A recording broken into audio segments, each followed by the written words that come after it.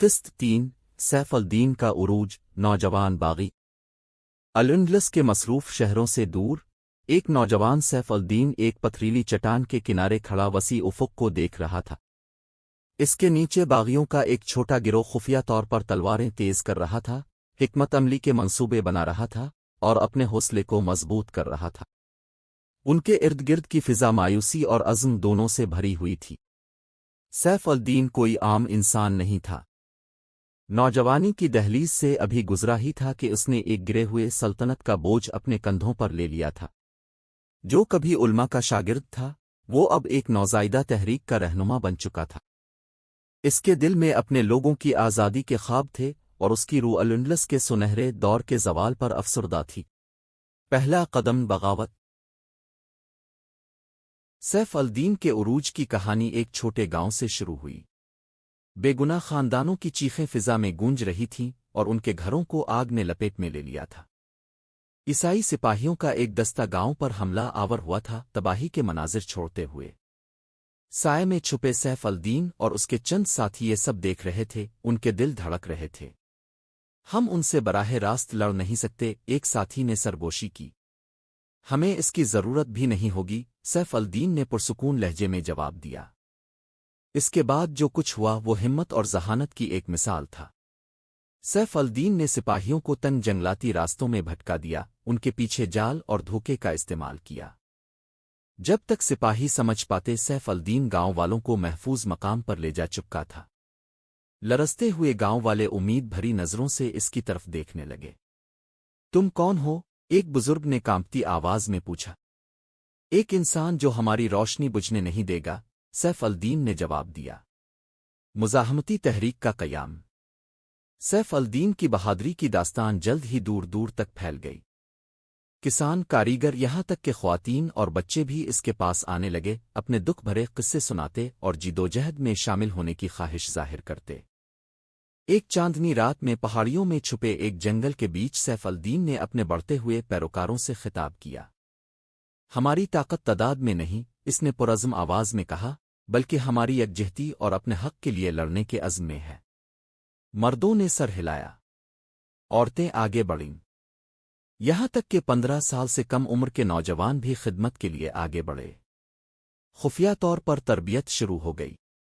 नौजवान तीर अंदाजी सीखने लगे और बुजुर्गों ने उन्हें पिछली जंगों के गोरीला तरीके सिखाए। पुरानी धात से हथियार बनाए गए और दुश्मन के इलाकों में जासूस भेजे गए।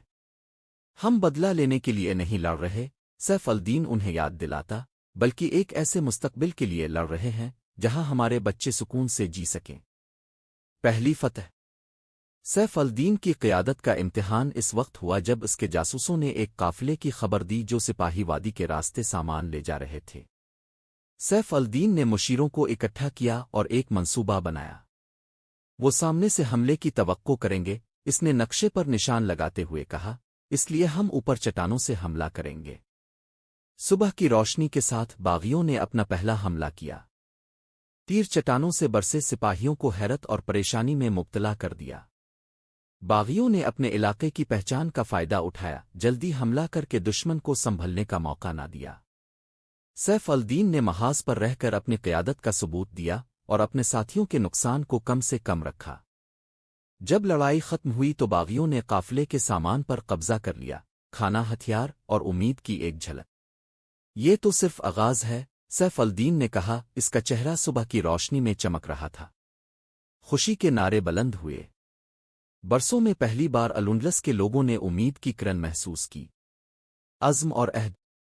इस रात जब उसके साथी जश्न मना रहे थे, सैफ अल-दीन सितारों भरे आसमान के नीचे तन्हा बैठा था। इसकी गोद में तलवार थी जिसे वो तेज कर रहा था और उसके ख्यालात माजी की तरफ मुड़ गए थे। इसे अपने वालिद याद आए जो इसे बहादुरी और दियानतदारी की अहमियत सिखाते थे। इसे अपनी माँ याद आई जो ईसाई फौजों के हमले के वक्त इसकी सलामती के लिए दुआ करती थी। एक नर्म आवाज ने इसकी सोचों को तोड़ा। एक छोटा बच्चा जो 7 साल से ज्यादा का नहीं था, पानी का मिट्टी का प्याला लेकर आया। ये आपके लिए, बच्चे ने झिझकते हुए कहा। सैफ अल-दीन मुस्कुराया, प्याला कबूल करते हुए। शुक्रिया। बच्चा हिचकिचाते हुए बोला, हम जीतेंगे। سیف الدین نے بچے کی معصوم آنکھوں میں دیکھتے ہوئے کہا، ہاں ہم جیتیں گے۔ جب بچہ واپس کیمپ کی طرف بھاگا، سیف الدین نے آسمان کی طرف نظر اٹھائی۔ میں انہیں مایوس نہیں کروں گا، اس نے آہستہ سے کہا۔